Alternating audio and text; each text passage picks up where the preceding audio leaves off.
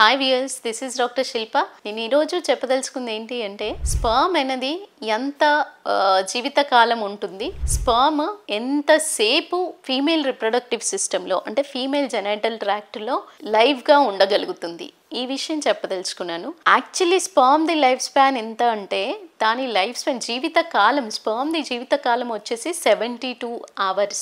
ఈ 72 hours దాని life span అనేది ఇప్పుడు IUI పద్ధతిలో కానీ IVF పద్ధతిలో కానీ ఏ రకంగా వెళ్ళినా ఆ 72 hours లైఫ్ స్పాన్ లైవ్గా ఉన్నప్పుడు ఏ ఇంటర్వెన్షన్స్ చేసినా సక్సెస్ రేట్ ఉంటుంది. అట్ ద సేమ్ టైం ఈ 72 hours ఆఫ్ టైంలోనే మనకు సీమెన్ అనాలిసిస్ కూడా టెస్టింగ్ అనేది చేయడం జరుగుతుంది. కాబట్టి ఈ 72 hours తర్వాత చూసినట్టయితే దానికంటే ఎక్కువ గ్యాప్ ఇచ్చి మనం సీమెన్ అనాలిసిస్ కి టెస్టింగ్ కి వెళ్ళినట్టయితే డెఫినెట్లీ డెడ్ స్పర్మ్స్ కానివ్వండి, అబ్నార్మల్ ఫార్మ్స్ కానివ్వండి ఎక్కువగా రావడం జరుగుతుంది. మోటిలిటీ ఉండదు, రిపోర్టింగ్ అంతా ఎర్రర్ రావడం జరుగుతుంది. కాబట్టి ఈ రకంగా కాకుండా 3 to 4 days gap of storage తోనే వెళ్ళి టెస్టింగ్ ఇచ్చినట్లయితే ప్రాపర్ రిపోర్టింగ్ ఉంటుంది. At the same time female reproductive system లో వెళ్ళిన తర్వాత 72 గంటలు ఉంటుందా అంటే అలా కాదు. ఎప్పుడైతే ఫీమేల్ రిప్రొడక్టివ్ సిస్టమ్ లో ఎంటర్ అయిన తర్వాత 48 గంటలు మాత్రమే దాని లైఫ్ స్పాన్ ఉంటుంది. ఈ 48 గంటలు మాత్రమే లైఫ్ స్పాన్ ఉన్నప్పుడు అందుకని ప్రతి కపుల్ కూడా ప్లాన్ చేసేప్పుడు regular frequency of inter course అనేది మెయింటైన్ చేస్తూ ఉన్నట్టయితే